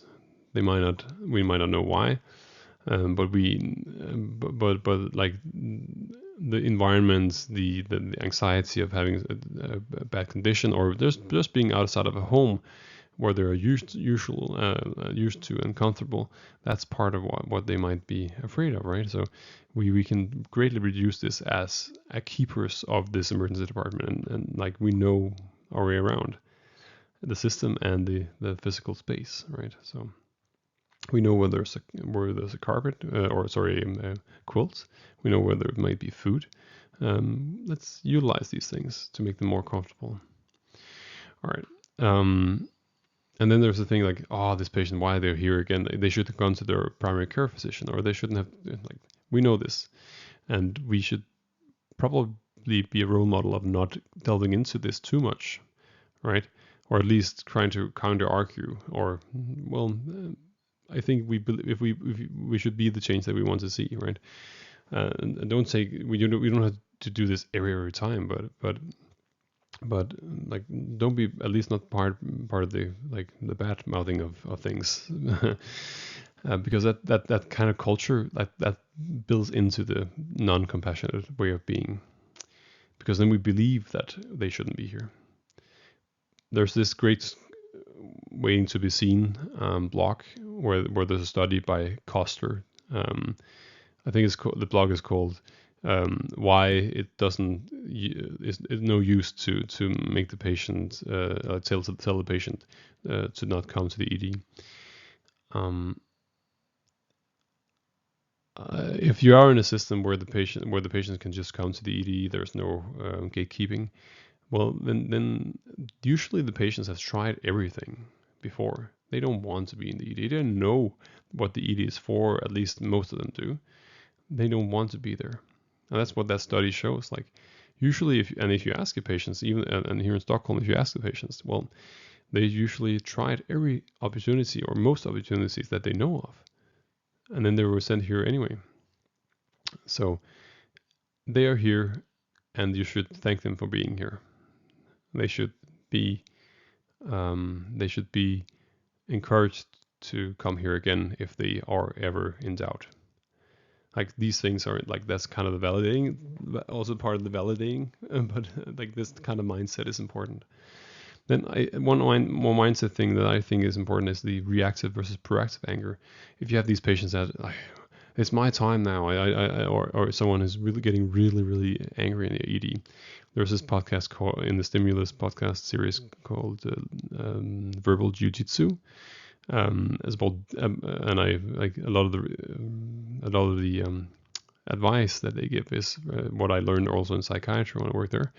It's about like de-escalating the situation, and de-escalating situations are often easier when you know that. Well, you do set like strict, like just like with with all other things in communication, you do set frame like barriers or boundaries. Like, you should be clear or clearly understood, understandable, and concise, empathic and compassionate. but you should set boundaries, right, if you need to. But oftentimes you don't need to set that many boundaries if you just know that most of the things that are why people are angry or people are frustrated or people are acting out is because of they're reacting to something. And if we know that what they're reacting to and get at that, then we can help them, and then we can de-escalate the situation instead of just becoming angry with them, right? Very few patients are angry because they want to or because they try to intimidate us. These may be a few individuals that are dissocial, have dissocial personality disorders, but that's another kettle of fish. Most people are reactive in their frustration, and if we can get at that, what are they frustrated about, then we can usually help them. There's a great EM Cases podcast as well about this. I think it's episode 49 or 51, where they talk about this. And we should get in the mindset of being with the patient is a meeting between experts, right? We are not this all-knowing guru of medical expertise. We are meeting with an expertise in their condition or their situation, life situation. So we should be a consultation between this should be a consultation between experts, and we need to listen. All right. That's just some of the mindset things that we should probably be in, like, know about or kind of have our opinion about before going in. And then just before we go in, from one patient to another, then we wash our hands physically and maybe mentally as well. Like, we kind of take that experience that we just had out and then go to another one. And it might be a rough resuscitation that we just went out of, and we have to go into a seemingly stable patient, right? Patient's room. So that's from the Suleiman study, or Abraham Frey-Giese usually talks about this, washing your hands before going in. Then you can remind yourself of some of the things that we're going to talk about here, and then get the patient comfortable. If before you start speaking, can I get you something light, food? Do you need a blanket? Do you need pain meds before we start? Is that okay? If it's appropriate. Sometimes we will do it in parallel, but we should be human about it, right? How can I make you more comfortable before going in? Okay, so then during the conversation, during the communication here, Then there's the main things that we learned in communication school. Like you have the verbal and non-verbal, and the verbal is both the words that we say. That's a minor part of communication, or not that big a part as we may think. And then you have the tone as well, and the speed of which you're talking, and the silence, and how you use the pauses, and so on and so forth. And non-verbal is this about like I like to touch the patient, just gently, if it's appropriate in the situation, and oftentimes I for me it feels natural, but not for all. So use that any which way you want. Especially like not like I do it with almost all patients, but especially in the right situation and in the conversation when I'm doing the validation part. Then I will usually touch them. Or if it's someone who's really hard of hearing and older, then it's usually more like if I touch them, then usually they will understand what I'm saying much easier. If I'm close to the ear and I'm touching them. Also, there's something in the touch that Abraham Verghese in his TED talk has also talked a lot about, like why the stethoscope is still important, at least as not a diagnostic test necessarily, but as a means of touching the patient, so they know that they're being examined. I often tell the patient that we will examine you as part of the expectation management. We will examine you thoroughly. Okay. Sit down, lean in, like don't just lean back, lean in, and listen attentively. So sitting down will make the time go. Will make the time that the patient senses that you're in the room with them feel longer. And also in general, I just like sitting down and talking with someone is just appropriate, I think, if you have a conversation with them. Then there's the thing about listening, right? Listen, and we have this called active listening, which is like an umbrella term, but we try to listen to understand, not to just get the reply of being right in the situation. Oh, so the patient comes in with, oh, I need antibiotics. And then if you're not listening to understand what they're saying, like, then you might just, oh, you just want antibiotics because you just think that everyone needs that or for this condition. And but if you listen to, okay, tell me more. Why? How can I help you? Why would you need antibiotics? Then there's also a stimulus podcast about this, but and then they will usually go on sometimes to say why they think that it's important, and then we can, if we understand them, and if we understand where they humanly are coming from, because we might also be coming from that place where we in the same situation, then we can, with our expertise, tell them in a way that they believe, because now we've listened to their argument, and we're not trying to become right here. We're just trying to, well, I don't think this is the best for you to do this because, and then we can tell them why. Sometimes it works, sometimes it doesn't, but at least we treat them with respect instead of just showing them the door when they say something like that. So there's lots of other things in listening, like look at their eyes or having eye contact, but it's much about this, like once you've like this, what do we call the funnel? Like in the beginning of the encounter, you have a very broad set of questions, and then you've narrowed it in afterwards. That's the funnel shape.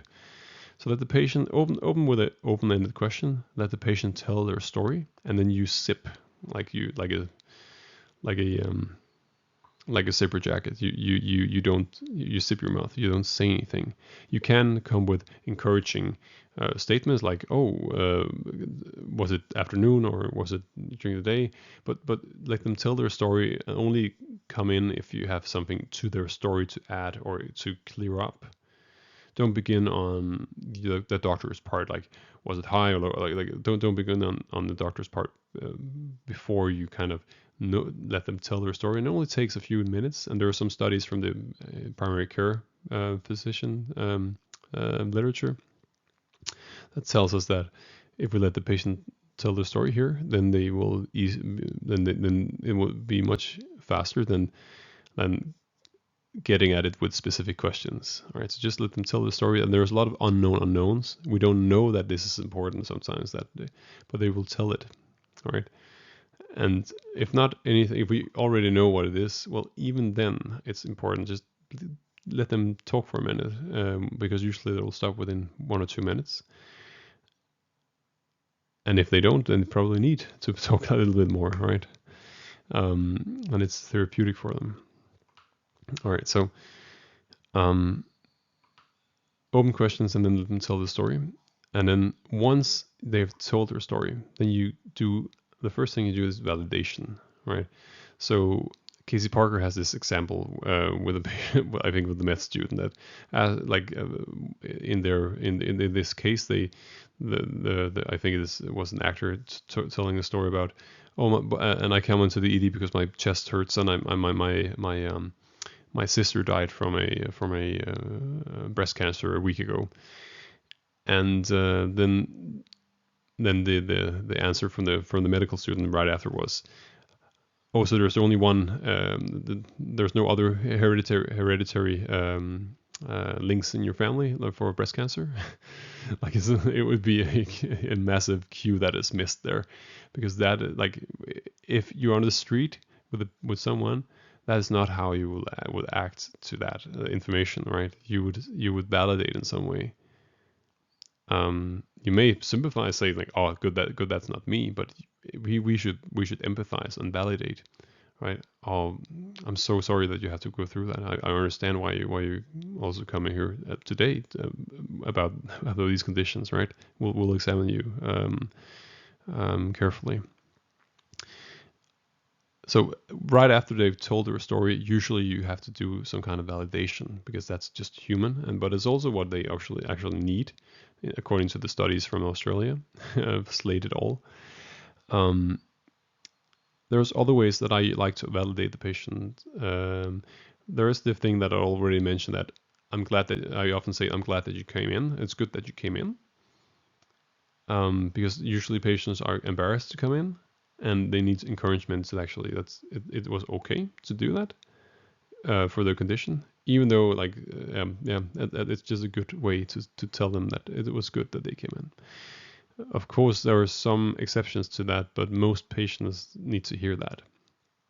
Then you can always come into like how for them it would be more appropriate another time, but you have to tell it from their side, like from their needs, as a kind of a consultant or a friend. Like another time, the only reason why we don't want you to come here is because we want to do what is best for you, and what is best for you is usually not to wait 8 hours or 10 hours or 20 hours in the emergency department for you to get this information. I've already heard that you try to get at this problem from every other angle, so here's a few ways that you could another time do it. You could do that, or you can just say, good, you came in. I also like, and this may also be controversial, like I like to say sorry for the wait in the beginning of the encounter. And sometimes, like when I first come to the bedside, I oftentimes just say, hey, I can see on your chart that you waited for 5 hours or 6 hours. And maybe I've even seen that they've been to the primary care physician in the morning as well. So they've been there through the entire system all day. Usually it's kind of just acknowledging that in the beginning I think is really powerful. So, hey, I can see that you've been here for a long time. I'm really sorry that you've had to take so long. And oftentimes they'll just wave it off. But often it's like just take a pause there and like say again, no, I'm really sorry, because I know it's not fun to be here, and I know you don't want to be here, because that creates some kind of human connection with them, and like genuine, like everyone don't want to be in the ED. It's the worst day of their life oftentimes, even though they don't have anything serious.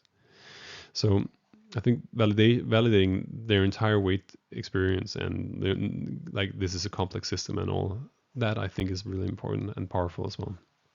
All right. Once you kind of agree on what the problem is today through the open-ended questions, until you get to the point where we agree on this is what we're going to talk about today, and this is why you came in. Then you can use the expectation management. Like, oh, you want an MRI? Well, we can like, oh, you're in pain. Oh, I cannot.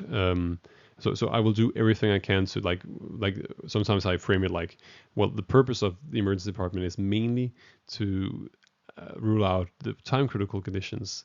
That means that I will probably be sending you home with pain. I cannot. Sometimes I will find out what the cause is, but not always. Actually, oftentimes not. I will try to make a plan for your pain, and if your pain is out of proportion, you cannot be at home, then we'll admit you. But you will probably go home with pain. Just to make just to manage the expectations to begin with, right? So they don't have after 6 hours but I'm still in pain. Why aren't you admitting me? So they know what they're expecting, right? So expectation management. It could also be like the CT scans that they are not getting. Saying it up front after you've listened to them and all of that. Then I think it's important. But don't say it up front before you've done all of these things. Just you need to build rapport and all. But expectation management is really important as part of this 4F or 5 for ICE. It's also sometimes called rules. And I think it's important to know, like, yeah, also why are they here today? Like, why did you come today and not yesterday? Not in a way like, oh, you should have come yesterday, but like, what made you come just today, and not tomorrow? Like, that's usually really important because oftentimes it's oh, my doctor sent me in because I was there was a year control, and then he measured a high blood pressure. Well, okay, then that's probably just a screening problem, and that's not symptomatic. That's not that important. Or you came in because the pain was unbearable now, or it has increased, or you came in because it hasn't gone away. Well, these are different syndromes or different intensity of symptoms, right? And we are more or less afraid of each of these. Okay, then there's the give mnemonic by Laura Rock. It's the get that there is an emotion, identify it, validate it, and then explore it. This is something that you can use sometimes. I don't always use it, but like part of this is part of all of that what we're talking about as well. So I think the most important thing is get that there's an emotion sometimes. So it's usually in the end of the encounter where I say, well, the tests are normal, as like I've already signposted all the like, we do this test and this test, and if that's normal, then you'll probably go home tonight. That's as part of the expectation management, right? So then I set up a plan, and then I do the plan, and then when the plan arrives, and then they're not too surprised about it, right? It's like flying ahead of the plane, decision making as well is part of that. But sometimes that's not enough. Sometimes, all your tests are normal, you can go home. Like, and then I'm afraid that it's a heart attack. And then sometimes you don't get the cue that they're afraid. That there's an emotion there. You will answer instead with a cognitive answer. So the cognitive answer might be to that like statement. It might be, oh, the statement was like, I'm afraid I have a heart attack, and you may say to the patient, oh well, but your troponin and EKG is normal. That's what Laura Rock would say. That is answering a emotional question with a cognitive answer, and that's not helping the patient actually, because being afraid is like, it may sometimes help, but it's not all of it. And being afraid is an emotion, right? So instead of like answering with the cognitive answer, you should answer with a emotional answer or emotion sensitive answer. So I get that there is an emotion. Okay, you're afraid. Oh, that's a cue. Okay, and IDing it. Okay, it's fear. And then validate it, as we just talked about. I'm sorry that I can understand that you're afraid because your sister just had a heart attack, or you've been here for a long while. Some people has told you that this may be a heart attack, or there might be some, like, validated, right? And can I do anything to help you with, like, would it help you to, if we go through why it's not a heart attack, or would I, like, and that's getting at, like, That's the give mnemonic, right? And then there's the we talked about placebo and meaning response as well. And then there's the sign. The thing I guess with the placebo effect is it's about expectation of the treatment's effect. If you can sometimes say, like, if you really believe it, then you can say, oh, this treatment is really, really good. Like, you can really put weight behind that, and then it will become better, right? Beyond the effect of the treatment, if you do compassionate care and you can utilize the placebo effect, it'll be much, much more important than it would be if you didn't utilize those things. That's at least what the study says. Then you have signposting, and this is part of also the Slate et al. Study. They say that the patients waiting, they don't mind the waiting, but they don't like when they don't know what they're waiting for. And not knowing what they're waiting for, you can use, like, I usually sketch out how the stay in ED would look like. I do put in like these. Oh, there might be a large amount of uncertainty here as well. Like, this is just my best guess. But like signposting, okay, so you'll do this, and then you'll do this, and then you'll do this, and after that, like, so you come in with chest pain, and okay, so we will do D-dimer. This might be positive, and if that is positive, then we'll have to do a CT scan. If that is, and it'll take an hour, and then if that is positive, then you may be admitted, but oftentimes you'll have to go home. So, like, and this may take maybe 3 or 4 hours for getting the scan, and then so they kind of know what are the steps, right? And I might also say, like, I might not always be able to come to the bedside right away, but if you have any problems, then I usually give them the alarm bell. Like, just don't hesitate to click on this.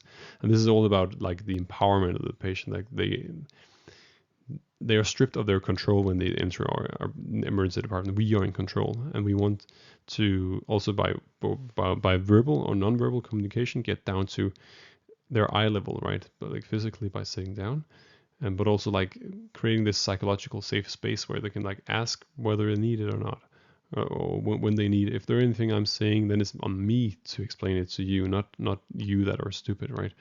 So yeah, so these are some of the things. It's not all the things I use, and I do use other things as well, but these are some of my favorite things to use. All right, and then the end, then you have this info and check of understanding. I usually say that we often stumble at the finish line because we've done all the work up and we've done everything right, and then but the patient go home and they don't understand what we've done. And when you ask them, like, oh, they didn't know that, like, I went to the ED, but they didn't do anything for me. We need to tell them, give them their story back, as I think Sanders says in the story in the book, Every Patient Tells a Story. We need to give they told the story through open-ended questions, and then we need to give them their story back. And my way of doing that, like, I often hear at this point, like, decision making wise, I have this Fagan-Snormergam kind of in my back of my head. So they have some kind of post-test probability for their condition, and depending on how high that post-test probability is, I will nuance my information, like how low a threshold should they have to come in again, right? That depends on how low the post-test probability is and how serious the condition is, right? But this is really where where our probabilistic thinking needs to be put into words that the patient understand. And a way of doing it that is usually knowing what their story is and then putting it into a context where they actually understand that. This may be when you have a plan. You can do it almost as the what you would call it, the difficult conversation with a patient, right? The difficult news, where you kind of, like, what do you know? Just so I made it myself clear. You came in with chest pain, and then we did this, and then we did this. Is that, from your understanding, what is correct? Or you can make them tell you what we just done. then you kind of have a common understanding, and then you can go on to. I usually write down what the next steps are, because then they have something physical. I usually share the view with my patient when I'm writing, so both have the same perspective, and then I'll write down one, even though if only Alvedone and ibuprofen that you have to take, then I'll say, okay, take one Alvedone or paracetamol, 1 gram 4 times a day. Take it constantly, like take not above the amount, but take that amount for a couple of days. 2, take ibuprofen 400 milligrams 3 times a day, and 3, take get out of bed. Even though I know it's hard with your headache, but get out of bed is really important. So just a couple of times get out of bed. Because otherwise you'll get other problems, right? So then they have a plan, and then I may say like 4, if not better within this amount of time, go to your private practice physician. If it gets worse, come in right away. Then they have a plan, right? Then they're not in doubt what they have to do usually. And if I'm really like, if there's a cultural barrier, or if I sense that they don't know, then I ask like through this paper that I just wrote up, please tell me what you have to do, so that I know that I've been thorough, that I made myself understood. And this is part of the shared decision making, SDM. This is one way of doing all of these things, right? And shared decision making sometimes is thought of as being letting everything up to the patient, but there's different ways of shared decision making, right? There's the here's all the information. Now you can make your own decision. I don't care. Here's just all the information. I don't, and then, but usually, then there's the authoritative way where I just say, now I listen to you, but here's what I think you should do. I think the better way for me, at least, usually, not in all the situations, but in some situations, actually most situations, is giving the patient the right to have the information, knowing why is it important to do this? What do we know about? What do we think the condition is? What do we think the treatment is? And what happens if I don't treat you? And how sure am I of all of these things? Like some of these information I usually try to give them, and then I usually, on top of that, I'll say, this is what I would do, or this is my recommendation to you, from knowing you from these past minutes or hours. And then they kind of know this is my opinion, this is my subjective opinion mixed with my objective as well. That's usually my ideal way of doing shared decision making. Unless the condition is really obvious, then I might sometimes go into a more authoritative mode. One mode is not better than the other. Sometimes the other modes are also good, but that is one. But most of the time I'll use that, where I also come with my own recommendation besides giving them the information. Right. Okay. I forgot to mention one thing during the communication. I think sometimes you can really speed up things when you have read through their chart before, and then you just, instead of just letting them tell all the open-ended things, just saying, okay, so if I understand this right, you came in because of this. I read that you on this date did this, and then you did this, and then you did this, just to make sure you have this background. You had this, and this, but no other conditions. Like, that's how I do my Maples oftentimes, and then I kind of catch up to speed with them. Like, I usually call it catching up to speed, and that's really a good way, I think, of like letting them know that I've taken interest in their case. I've read through it, and I'm also checking with them that we are on the same page. And then they don't have to explain themselves again, because that's something that patients usually hate. The repetition of their history all the time, right? And sometimes it needs to be done. Oftentimes, But sometimes I can save them that, and I can build a relationship quicker by doing that. And then ending it all with, is that true? Is that how I understand it? Yeah, that's good. And then how can I help you now? And so you end it with an open-ended question. You just summarize what has happened up till now. Yeah. All right. Sometimes it's easier to mention how not to do it, and EM cases have shown some of these how not to do compassionate care. So I'll just read from these. Do not act like your time is more important than the patient's. Once you walk in to listen to them, do not have a foot out the door already. Like this is about like sitting down and so on. Do not use sentences that start with at least. That's more sympathy. Whoa, at least that is not me. Or at least it wasn't as bad as the patient that we just saw. It will never come across as compassionate. That's exactly right. Do not judge or criticize. That's what we talked about. Like we talked about the mindset. That's important. Do not assume what your patient knows or does not know, and what information they may or may not want. Ask them first. And that's part of what I just talked about. Like sometimes you can catch up to speed by just like going through or summarizing what they know. If you don't know what they know, then you just ask them, "Can I please?" So I know this up till then, and what do you know then? What happened then? Just so they know why they're here and what they want and so on. Like it's usually much better just to let the patient talk and ask the right questions about these things in the right situations than assuming that they know. Especially like in a difficult situation or difficult conversation, assuming that they know why they're here or why their spouse is in the Risa's Bay is usually a mixture, a recipe for failure. Like just I like use the Socratic method and like just say I don't know nothing, or this is what I know. Up until then, can I please know what you know, and then we can kind of catch you up to speed.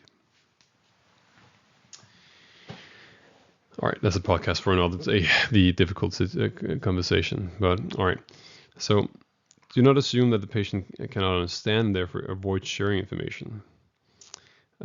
We should assume competence in the one that we're talking to, but we should also modify depending on cultural differences, depending on academic differences. Talk the language that the patient will understand. That's part of what we need to do as doctors. Do not assume, do not make assumptions. Everyone has a story, and you do not know why the patient may be. And like it's kind of part of like, why are they here? Well, don't assume that it's just unnecessary. Don't assume that. Listen to why they're here and listen to their story. They also just want to be happy. Do not treat your colleagues with a lack of respect or compassion. You can set a cultural example. Exactly. That's both your nurses and healthcare staff and colleagues, but also the colleague that sent the patient in, right? We talked about words that maim and how not to do that. All right. So, in summary, thank you for listening. I think this is one of the most important topics in medicine right now. I think it's been for a long time, but I think it's been forgotten, or the emphasis on it has been shoved away by maybe a hype in the technology. I think technology is wonderful, but this goes together with technology, right? It's synergetic. We should also do this, even though we're not measured necessarily on this. We should do this because it's more important than a lot of the other things that we could be doing. All right, so, and be a role model.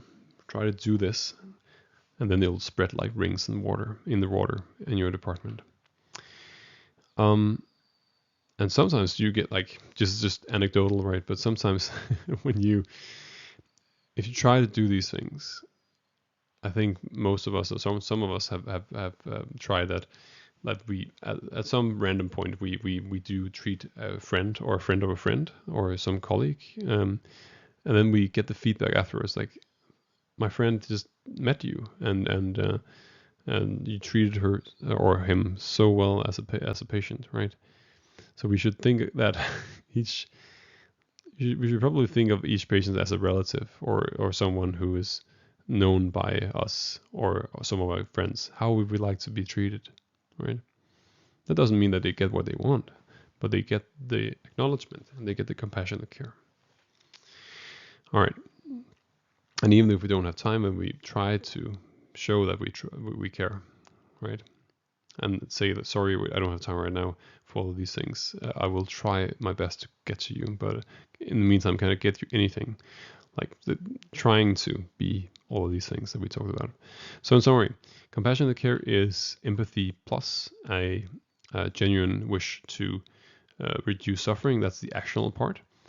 Compassionate care has the potential to improve the patient experience throughout the entirety of the visit. And there's several cues that we can listen in on, and it's not an all or nothing thing. It's definitely something that we can improve upon during our entire career, and sometimes we miss. And but if we try, then we haven't failed.